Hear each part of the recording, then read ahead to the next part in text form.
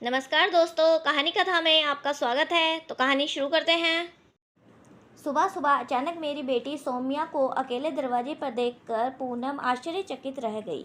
सौम्या की शादी कुछ ही महीने पहले हुई थी और ऐसा भी नहीं है कि सौम्या पहली बार इस तरह अकेली आई हो। इससे पहले भी वह अपने पति सुलभ से छोटी छोटी बातों पर झगड़कर अपने पति की शिकायत करने के उद्देश्य से 2-3 बार अकेले मायके आ चुकी थी और हर बार पूनम उसे समझा बुझा कर वापस भेज देती थी। लेकिन इस बार उसका भारी भरकम सूटकेस और बैग देखकर पूनम उसे देखती रह गई। वह जानती थी कि उसकी बेटी थोड़ी जिद्दी स्वभाव की है, इसलिए उसने फिलहाल उसे कुछ बात नहीं की और जाकर आराम करने को कहा। थोड़ी देर बाद जब उसने अपनी बेटी से पूछा कि क्या बात हो गई इस तरह अचानक इतना सामान लेकर और वो भी अकेले। मम्मी, मुझे नहीं जाना, अब वहाँ किसी को मेरी भावनाओं की कोई कद्र नहीं है। और हाँ, इस बार आप भी मुझे समझाने मत बैठ जाना। देख सौम्या, अगर तू खुशी खुशी आती तो भले ही कितने ही दिन रहती मुझे खुशी होती, लेकिन अब तू इस तरह आई है तो चिंता होगी ही। भला मुझे भी तो पता चले कि ऐसी कौन सी बात हो गई जो इस तरह चली आई और फिर तुम पहले की तरह ही मुझे समझाने लग जाओ, है ना? सौम्या ने गुस्से से कहा। ऐसा नहीं है बेटा। अच्छा तू ही बता, इससे पहले जब भी हमने समझाया तो क्या वो गलत था? थोड़ी बहुत तेरी भी गलती थी।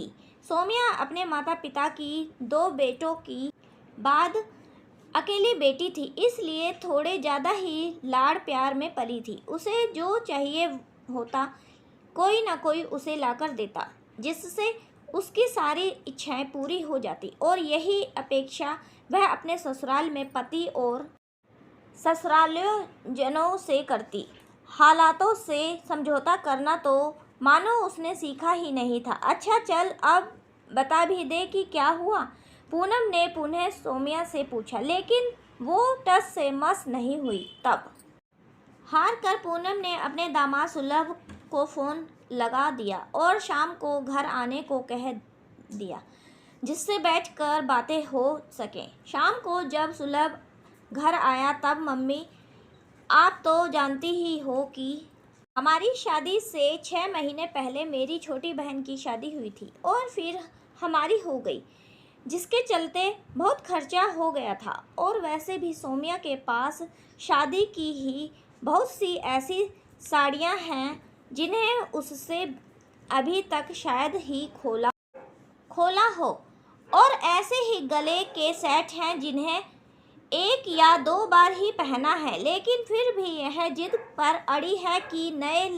लेने हैं, जबकि हम कह रहे हैं कि कुछ महीने रुक जाएं तब दिला देंगे, सुलभ ने बताया।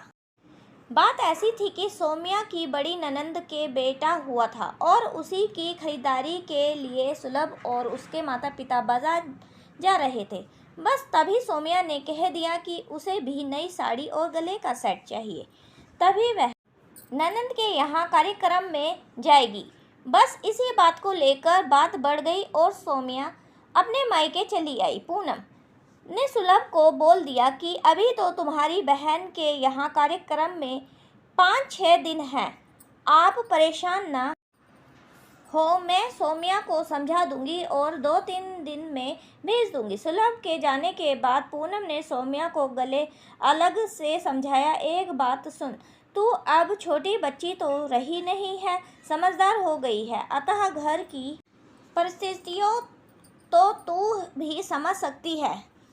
वो तो सुलभ और उसका परिवार इतने सुलझे हुए हैं कि ज़्यादा कुछ नहीं कहते और उसने केवल शादी विवाह के खर्चे बताए, जबकि तुझे भी पता है कि शादी विवाह के चलते ठीक से ध्यान न देने पर उनके कारोबार पर भी बहुत प्रभाव पड़ा था। और उस समय भी तूने बाहर घूमने की जिद की थी और इसी तरह कई बार तूने भी कभी किसी बात पर तो कभी किसी बात पर जिद की थी और ससुराल वालों की कितना सुनाया, जबकि ये भी नहीं देखा कि किसके सामने क्या कह रही है। तब भी हमने तुझे समझाया था कि हर बात के लिए इतनी जिद ठीक नहीं है।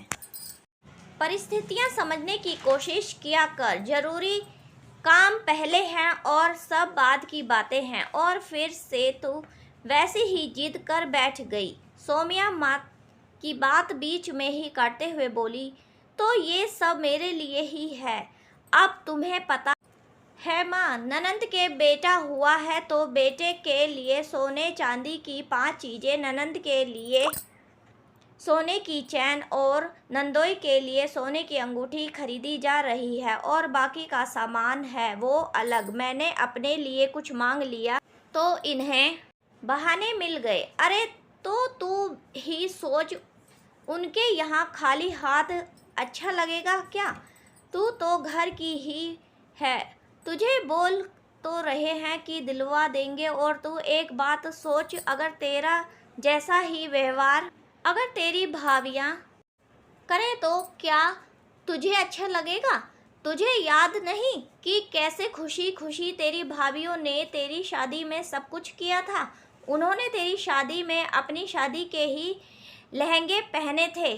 चाहती तो वो भी नई साड़ी या लहंगे खरीदने की कहती, लेकिन उनको पता था कि बहुत खर्चा है, इसलिए उन्होंने अपने लिए ज़्यादा कुछ नहीं खरीदा। और दूसरी बात, अगर तू यहाँ रुक भी जाए तो कब तक रुकेगी? कभी ना कभी तो जाना पड़ेगा।